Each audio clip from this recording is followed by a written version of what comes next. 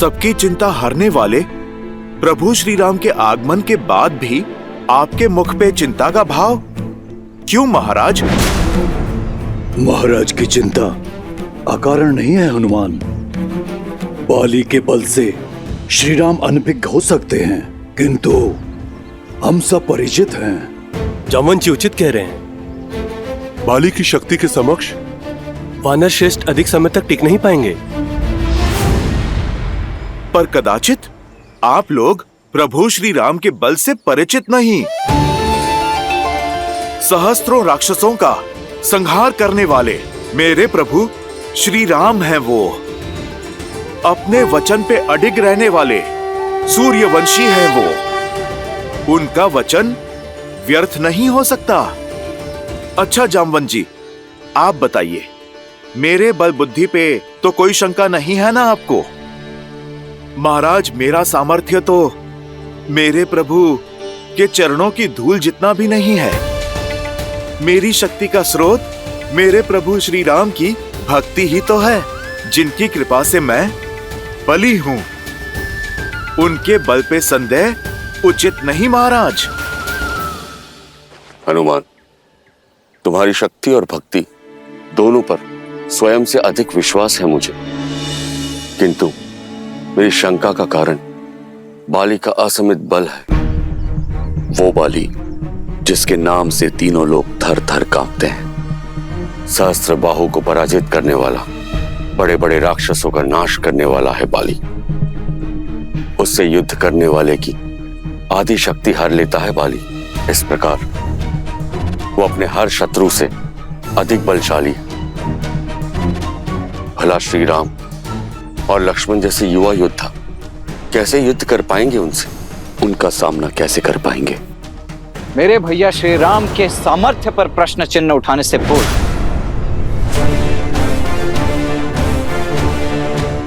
एक बार भी आपने नहीं सोचा कि उसके पश्चात आप मेरा सामना कैसे करेंगे? मेरे भैया राम ने आपकी ओर तो बिना किसी लोभ के मित्रता का हाथ बढ़ाया। उन्होंने तो संदेह नहीं किया आपके बल पर। मित्रता जैसे पवित्र संबंध की नींव यदि विश्वास पर न रखी जा सके तो उसका धराशायी होना निश्चित है। यदि मेरे भैया श्री राम ने कहा है कि बाली का वध करने में वो आपकी सहायता करेंगे, तो अब तो नियति भी उनके मार्ग का कांटा नहीं बन सकती है।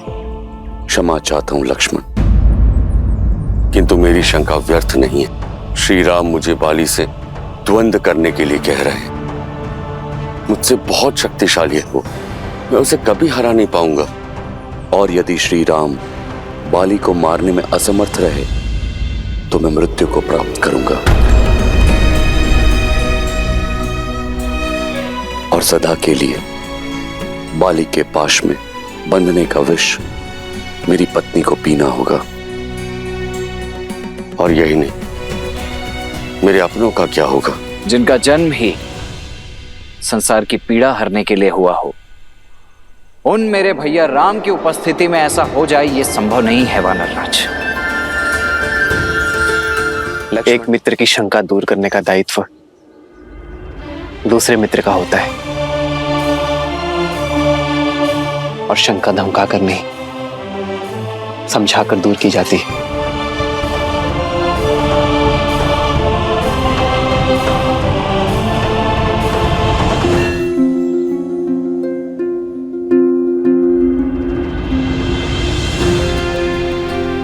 बताइए सुग्रीव, ऐसी कौन सी शंका है जो आपको कचोट रही है? मैं आपके हर संदेह को समाप्त करने का प्रयास करूंगा। क्षमा करे श्री राम, किंतु मेरे संदेह की जड़ बाली की शक्ति है, उसका पराक्रम, उसका बल जिसकी कोई सीमा नहीं है। एक बार अति बलशाली राक्षस दुंदुभी, जिसका शरीर पर्वत के समान था, जिसके नाम से मानव और दानव ही क्या, देवता भी थर थर कांपते थे, उस दुंदुभी ने किष्किंधा आकर बाली को चुनौती दी।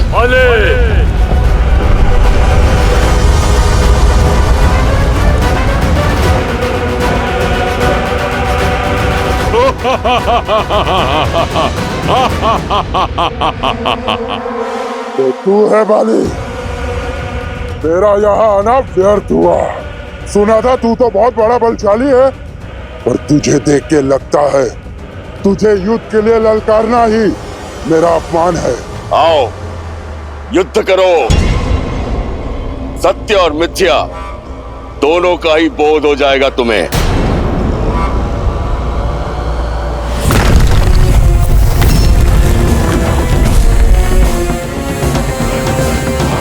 आनंद आएगा। अब अपनी मृत्यु के लिए सज्ज हो जाओ बाले।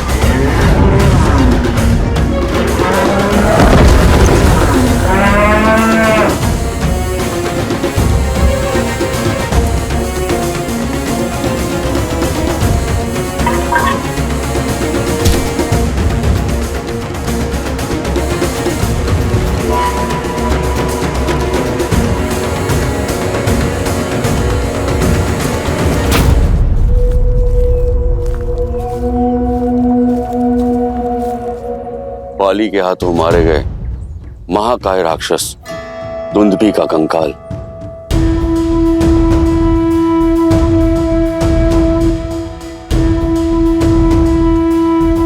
परसों से आज भी इस ऋषिमुख पर्वत पर पड़ा है। आज तक किसी में इतना साहस, इतना सामर्थ्य नहीं कि इसे लेश मात्र भी हिला पाए, ना अकेले ना समूह में। सोचिए, जिसके कंकाल में इतना बल हो वो दुंदुभी कितना शक्तिशाली होगा, और उस दुंदुभी को उठाकर योजनों दूर तक फेंक देने वाले बाली किस बल का स्वामी होगा। महाराज, आप मेरे प्रभु पर विश्वास रखिए, वो आपकी हर एक समस्या का निवारण करेंगे।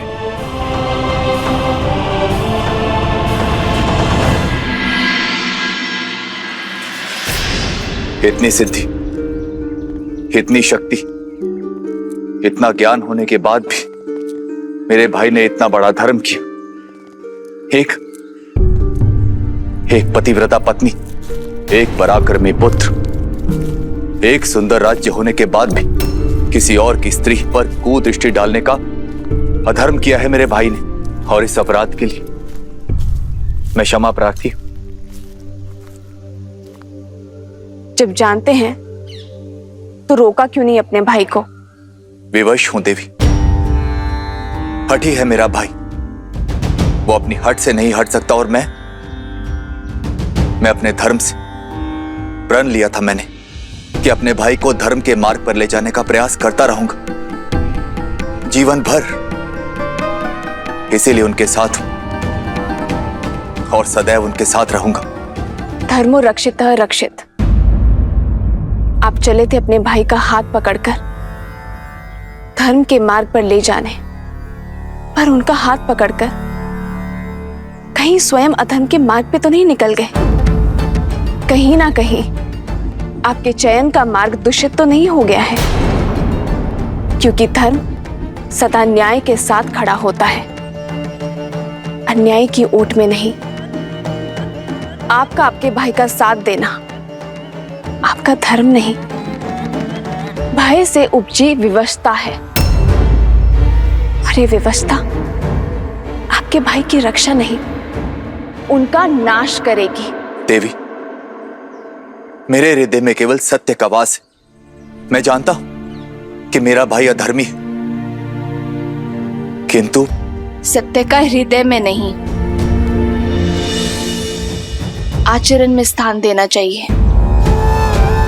सत्य का निर्वाहन कर्म और वचन से होना चाहिए, जैसे मेरे श्री राम करते हैं। सत्य का बोध होते हुए भी अपने भाई के अन्याय का समर्थन कर रहे हैं आप, तो आप भी मेरे दोषी हुए ना।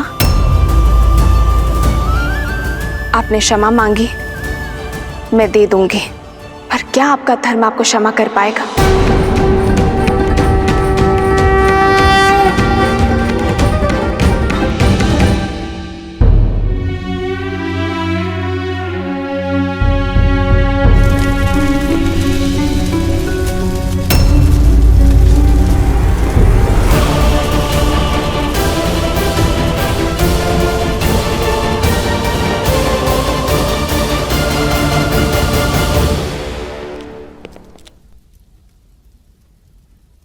प्रणाम माता। मेघनाथ, इन जलते दीपकों ने तो मंदिर की शोभा और बढ़ा दी। अग्नि में बहुत शक्ति होती है पुत्र। जब अग्नि दीपक को जलाती है तो संसार में प्रकाश फैलता है, किंतु जब भी अग्नि ज्ञान को ही जला दे तो जग में केवल अंधकार फैलता है, केवल अंधकार। आपकी बातों में मुझे चिंता की परछाई दिखाई दे रही है। परछाई उस विनाश की है जो लंका को लील जाने वाली है पुत्र। सीता को पाने के मद में चूर तुम्हारे पिताश्री ने अपनी पुस्तकों, अपने ज्ञान के स्रोत को आज भस्म कर दिया है मेघनाथ। ज्ञान हर सभ्यता, हर साम्राज्य का आधार होता है, और ज्ञान का भस्म होना आने वाले अंधकार और अशुभ की चेतावनी है। माता, आप चिंता क्यों करती हैं? पिताश्री है ना, वो लंका पर कभी कोई आंच नहीं आने देंगे। सूर्य है वो, जिनके प्रकाश को कभी कोई चुनौती नहीं दे सकता। देर तक अगर सूर्य को देखते रहोगे ना पुत्र, तो कुछ और देखने के योग्य नहीं बचेंगी आपकी आंखें। अपने पितृ भक्ति में इतने अंधे ना हो जाओ कि सत्य और असत्य का भेद ना कर सको।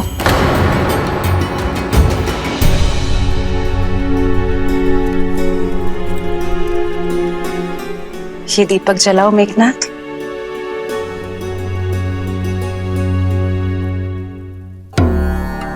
अग्नि से बाती भस्म हो जानी चाहिए, परंतु हुई नहीं। क्योंकि पहले दीपक के भीतर का तेल जलेगा माता, बाती नहीं। यही मैं तुम्हें समझाना चाहती हूँ पुत्र। अग्नि बाती पकड़ती है, पर पहले तेल जलता है। सारा तेल भस्म होने के बाद बाती राख बन जाती है।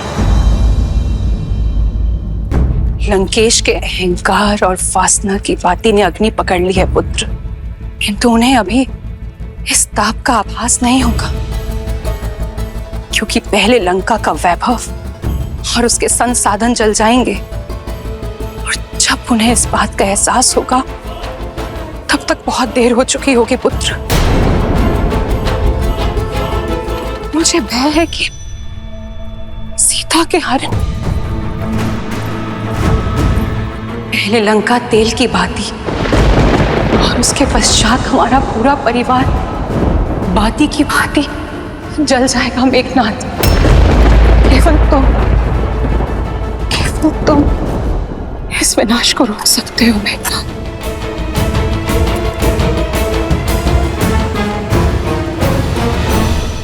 देखिए कैसी माया है। एक कंकाल तो धूमिल हो जाना चाहिए था, परंतु इतनी ऋतुओं के पश्चात भी ये ज्यों के त्यों पड़ा है।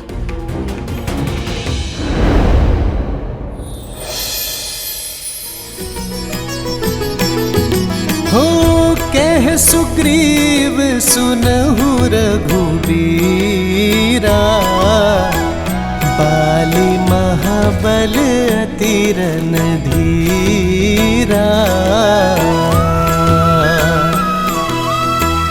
दुंदुभि थी ताल देख राए, बिनु प्रयास रघुनाथ ठाए।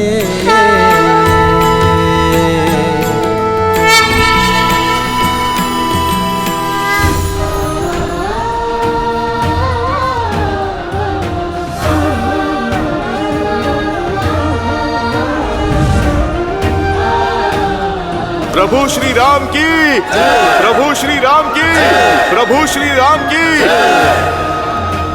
कहिए वानर राज, अब तो आपकी शंका समाप्त हो गई ना? जिस कंकाल को कोई लेस मात्र भी नहीं हिला पाया, उसे मेरे प्रभु के स्पर्श मात्र से योजन दूर फेंक दिया।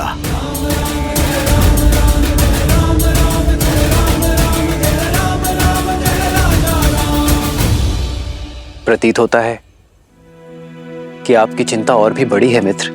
आपके बाहुबल का परिचय मुझे तो मिल गया, किंतु बाली के बल से आप अभी भी अपरिचित हैं। धनुर्विद्या में पारंगत है वो, इतना तीव्र है वो कि युद्ध भूमि में प्रतीत होता है जैसे बाली 10 दिशाओं से एक साथ प्रहार कर रहा है।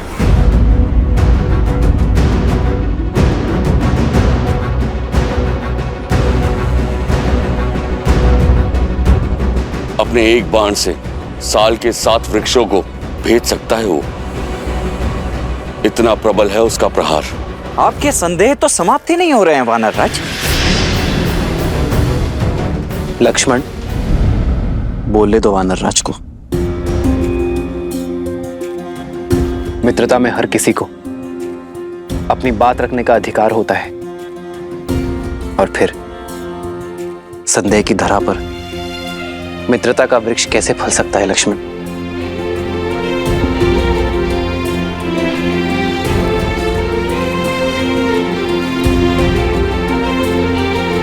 मैं आपके इस संदेह का अंत करने के लिए भी सजग हूं मित्र।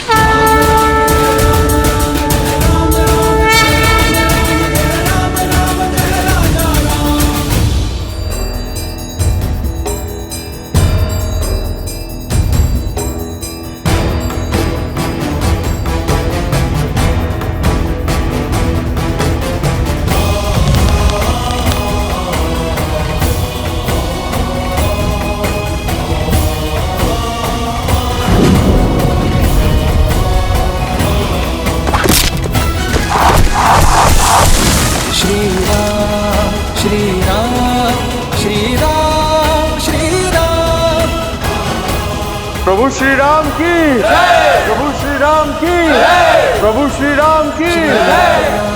श्री राम श्री राम श्री राम। दुंदुभि का कंकाल और ये वृक्ष वो नहीं है जो प्रतीत होते हैं।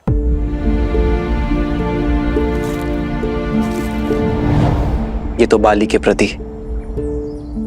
आपके भीतर छिपा भय है मित्र। भय एक व्यसन, एक बुरी आदत है, और व्यसन छोटे प्रयासों से दूर नहीं होती मित्र। उसे दूर करने के लिए एक बड़े प्रहार की आवश्यकता होती है। बाली आपके मन का भय है, उसे इसी की भांति एक बड़े प्रहार से दूर करना होगा। विजय अवश्य आपकी होगी। यदि आपके मन में अब भी कोई संदेह है तो मुझे बताइए मित्र। मुझे क्षमा कर दो श्री राम। आप पे संदेह करने का मैंने महापाप किया।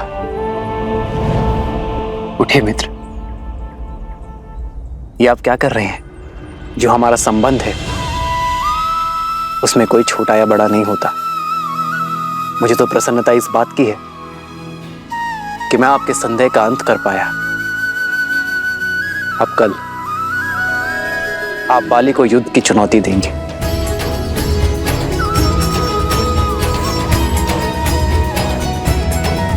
श्री राम श्री राम श्री राम श्री राम।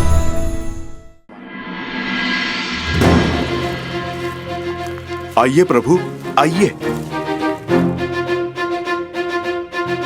प्रभु, महाराज सुग्रीव बाली को द्वंद्व की चुनौती देकर यहीं पर लाएंगे। प्रभु, इस स्थान से आप युद्ध क्षेत्र पे पूरी दृष्टि रख पाएंगे और आपके लक्ष्य के बीच कोई भी बाधा नहीं आएगी।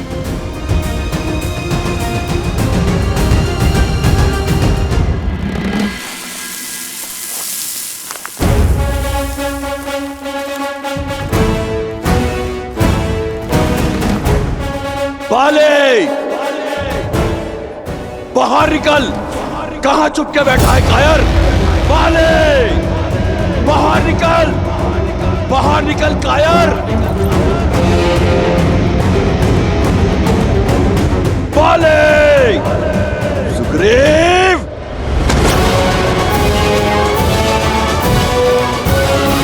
रुक जाइए स्वामी। मूर्ख मत बनो तारा। आज मृग स्वयं सिंह की गुफा में आया है। छोड़ो।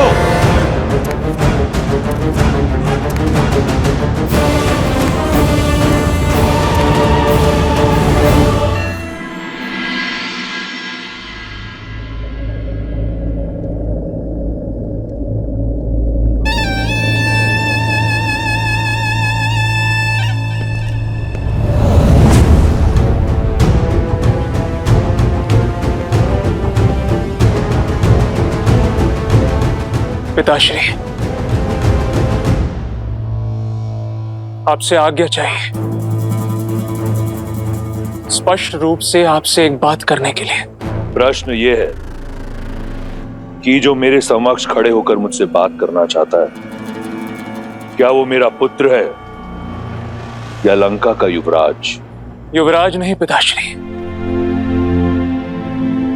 आज यहां एक पुत्र है, अपने पिता से अपने मन की बात करने के लिए आया है। तो निर्भय होकर कहो। अब जब से सीता को लंका लेकर आए, माता अति चिंतित रहती है। पर स्त्री को लेकर आपके भीतर बढ़ रही इच्छाएं, आपका अपने ज्ञान के गर्भगृह को स्वयं जलाकर भस्म कर देना, इससे माता का भय और बढ़ रहा है। क्या कहा तुम्हारी माता ने? कि आग जब दीपक की बाती को पकड़ लेती है तो बाती से पूर्व वो उसके भीतर के तेल को जलाती है और फिर बाती भस्म हो जाती है। लंका का वैभव भस्म हो रहा है पिताश्री, और उसका प्रारंभ हमारे अपने ज्ञान के भंडार से हुआ है। तो अब रावण के आचरण से लंका के युवराज को समस्या होने लगी है। नहीं पिताश्री, मैं केवल एक सरल समाधान लेकर आया हूं। आप मुझे आज्ञा दीजिए, मैं अभी उस राम को मारकर उसका मृत शरीर सीता को दिखाता हूं। बस एक बार उसकी आशा दम तोड़ दे तो वो आपको स्वीकार कर लेगी। राम की मृत्यु उपरांत सीता अपनी पतिव्रता धर्म से मुक्त हो जाएगी।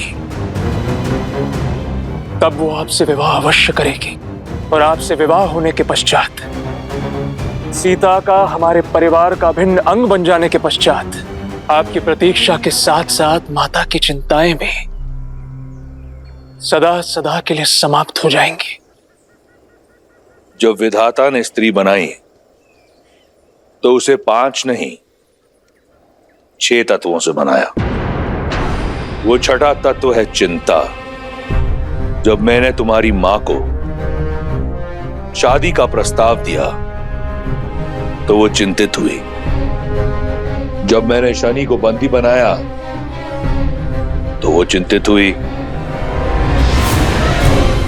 जब मैं सीता के स्वयंवर में गया वो चिंतित हुई। जब मैंने विद्युत जीवा को मारने का निश्चय किया वो चिंतित हुई। और आज जब मैं सीता को हर कर लाया हूं वो चिंतित हुई। स्त्रियां क्षण भर में दिल का ताड़ बना लेती हैं। क्या तुम्हें क्षण भर के लिए भी लगता है कि मैं उस वनवासी से भयभीत हूं? जब मेरे पास कुछ भी नहीं था मैं तब भी भयभीत नहीं था। यदि मैं चाहता तो उस राम का वध उस वन में एक क्षण में कर देता, परंतु जो योजना मैंने बनाई है उसके अनुसार राम का जीवन मृत्यु से कई दुखदाई होगा। दीपक स्त्रियां जलाती हैं और हम जैसे योद्धा अपने शत्रुओं की चिताएं जलाते हैं। युवराज हूं मैं लंका का और इस सत्य से भली भांति अवगत हूं कि लंका को स्त्रियों की चिंताओं ने नहीं, अभी तो हम पुरुषों के प्रबल भुजाओं और शौर्य ने बनाया है।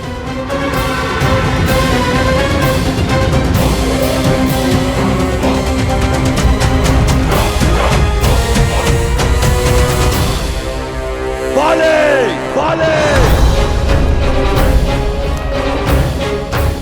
अंगद, रुकिए प्रभु, ये कुमार अंगद हैं, बाली के पुत्र। महाराज सुग्रीव भी इन्हें अपने पुत्र की तरह मानते हैं।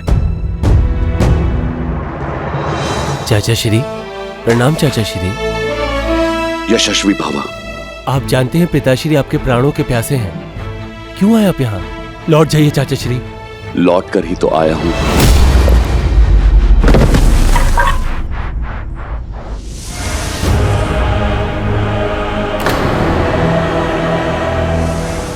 और सीधा उस काल के पास जाएगा जहां से कोई नहीं लौटता। चलो, अच्छा हुआ तुम सामने तो आए, अन्यथा मुझे संदेह होने लगा था कि तुम मेरे कुल के हो या नहीं। ललकार देकर मरोगे तो कम से कम ये कह पाऊंगा कि मैंने एक भगोड़े का आखेट नहीं किया, एक साहसी को वीर गति दी। मेरा कुल कलंक से बच जाएगा। मैं भी यहां युद्ध की मंशा से ही आया हूं, तो मृत्यु प्राप्त करने के लिए सज्ज हो जाओ।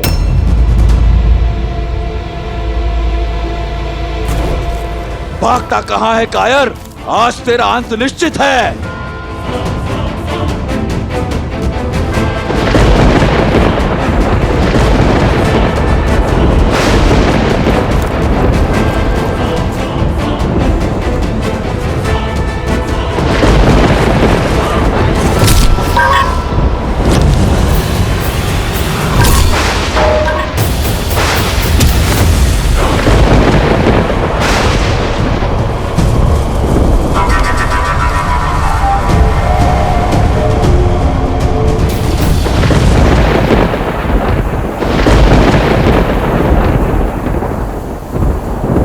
देखा प्रभु, कैसे बाली ने महाराज सुग्रीव की आधी शक्ति ले ली।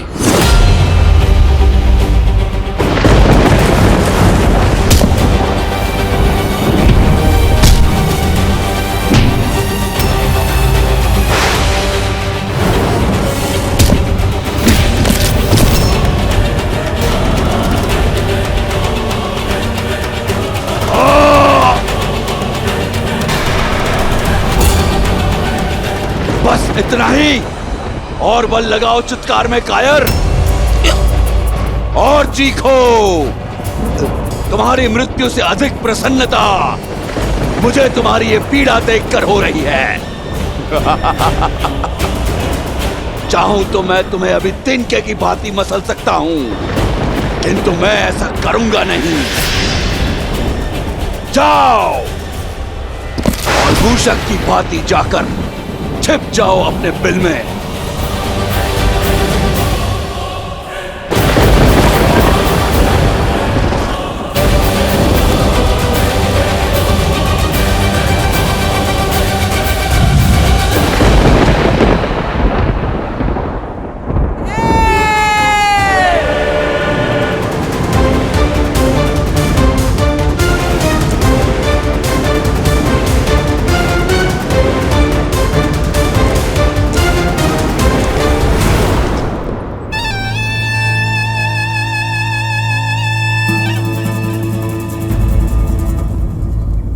आओ सीता, चलो मेरे साथ।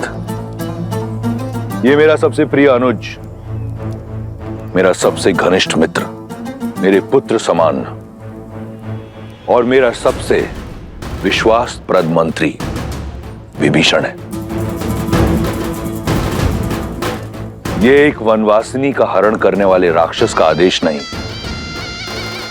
लंकेश दशानन रावण का अयोध्या की महारानी से विनम्र निवेदन है। इसलिए राजधर्म और नीतियों का पालन करते हुए मैं अपने मंत्री को अपने साथ लाया हूं। मिथिला नरेश की मैथिली हो तुम, अयोध्या की रानी हो तुम। एक राजा का निमंत्रण अस्वीकार करना अयोध्या की नीति नहीं। क्या अयोध्या की रानी अपने राजधर्म से विमुख हो जाएगी? नहीं। आओ मेरे साथ, ये लंकेश तुम्हें लंका की भव्यता दिखाना चाहता है।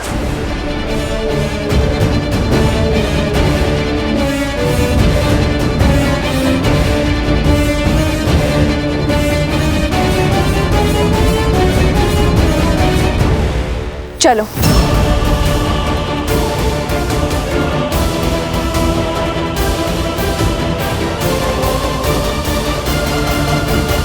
महादेव, रावण सीता को कहां ले जा रहा है? उद्देश्य क्या है उसका?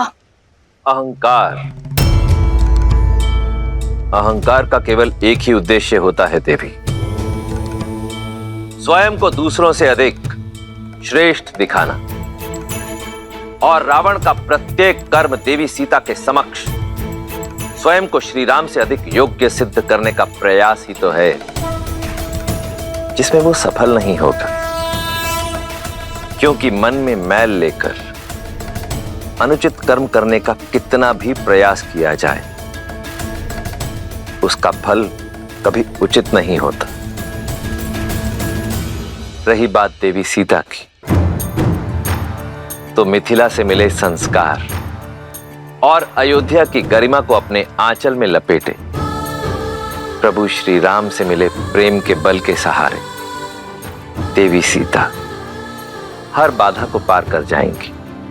एक बात समझ नहीं आई महादेव, जिस राम नाम के सहारे सीता अयोध्या के राज धर्म का मान रखने के लिए रावण जैसे महापापी के साथ जा रही हैं, वही मर्यादा के पर्याय श्री राम ने अपना मित्र धर्म क्यों नहीं निभाया? बाली को मारने का वचन पूर्ण क्यों नहीं किया? मूक दर्शक बन सुग्रीव की व्यथा देखते रहे। क्यों महादेव, क्यों? देवी अत्यंत व्यथित प्रतीत होती हैं। मर्यादा पुरुषोत्तम है श्री राम, और मर्यादा पुरुषोत्तम की मर्यादा पर कभी संदेह नहीं करते देवी। श्री राम जो भी करते हैं उसके पीछे सदैव एक बड़ा उद्देश्य छिपा होता है। सुग्रीव की सहायता क्यों नहीं की, इसका उत्तर भी शीघ्र मिल जाएगा।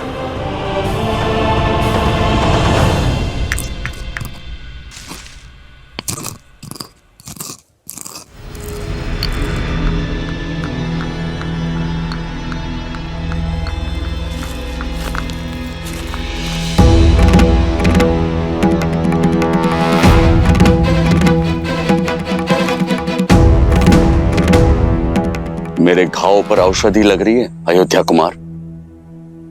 आप क्या नमक छिड़कने आए हैं? लक्ष्मण, तुम्हें बहुत घमंड था ना अपने भाई की शक्ति पर, लक्ष्य पर। क्या हुआ? बाली को देखकर धनुष उठाने की शक्ति नहीं बची? क्या लक्ष्य नहीं साध पाए उस दूरी से? सुरक्षा का वचन देकर विमुख हो गए आप।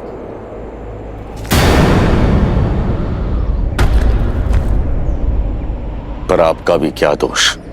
बाली के बल से बड़े बड़े योद्धा भी भयभीत हो जाते हैं। आपके हाथ भी भय से कांप गए होंगे। सीमा मत लांघिए वानर राज।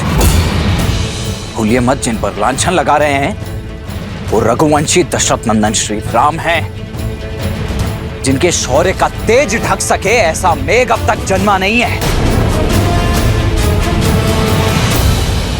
शांत हो जाओ लक्ष्मण। मेरे मित्र को उल्हाना देने का पूरा अधिकार है। तन की पीड़ा से अधिक मन की पीड़ा का बाहर निकलना आवश्यक है। धैर्य रखिए महाराज। जिनका जन्म ही उद्देश्य पूर्ति के लिए हुआ है, वो बिना उद्देश्य कुछ नहीं करेंगे। महाराज, यदि प्रभु ने बाण नहीं चलाया तो उसका कोई कारण अवश्य होगा। क्या कारण होगा हनुमान? और अब क्या मैं अपने मन की व्यथा तक नहीं कह सकता? आप पर आपकी मित्रता का विश्वास का मूल अपने जीवन से चुकाना पड़ सकता था मुझे। ऐसी होती है मित्रता। सच्ची मित्रता तो वो है जो अपने मित्र को हानि से बचाए, उसके प्राण की रक्षा करे, ना ही उसके प्राणों का संकट बन जाए। मित्र, मैंने बाण इसलिए नहीं चलाया मित्र, क्योंकि तुम्हारे प्राण रक्षा करना चाहता था। धनुष मैंने अवश्य उठाया था, लक्ष्य भी साधा था। ना अपना वचन भूला हूं मित्र, और ना ही बाली से भयभीत हुआ हूं। हाँ, भ्रमित अवश्य हुआ हूं। मुझे ये ज्ञात ही नहीं था मित्र कि आप दोनों भाई दिखने में बिल्कुल एक समान हैं। आप दोनों का रूप रंग, भाव भंगिमा, आकार विकार, नाक नक्श इतने समान हैं।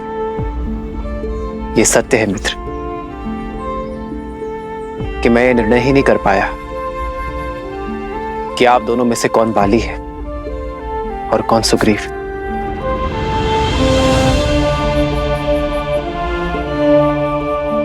भय था मुझे अपने मित्र को खोने का, उसके प्राण हरने का। बाली के स्थान पर यदि मेरे बाण आपको लक्ष्य बना देते तो मैं स्वयं को कभी क्षमा नहीं कर पाता मित्र। बस यही कारण है कि मेरे हाथ रुक गए।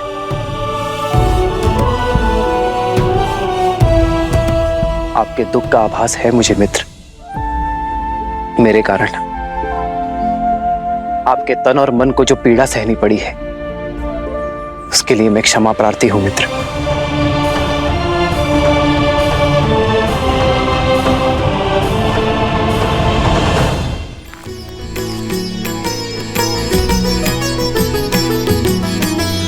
एक रूप तुम भ्राता दो, तेहि भ्रमते नहीं मरेयु सो।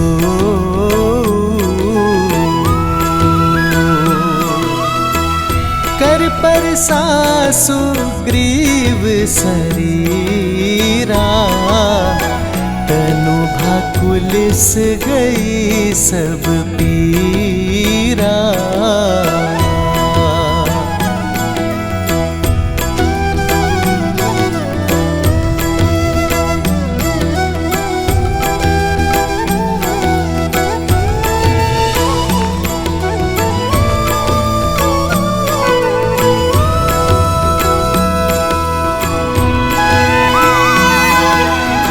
क्षमा मांगकर मुझे और लज्जित ना करे श्री राम।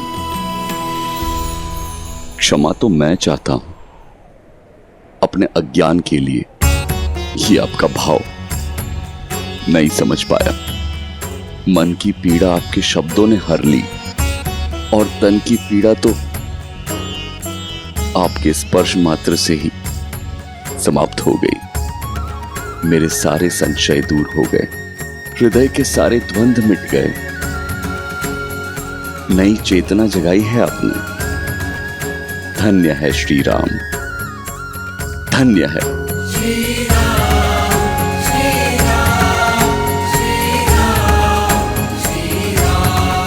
बताइए, क्या आदेश है मेरे लिए? मित्र, आप बाली को पुनः युद्ध के लिए ललकारेंगे।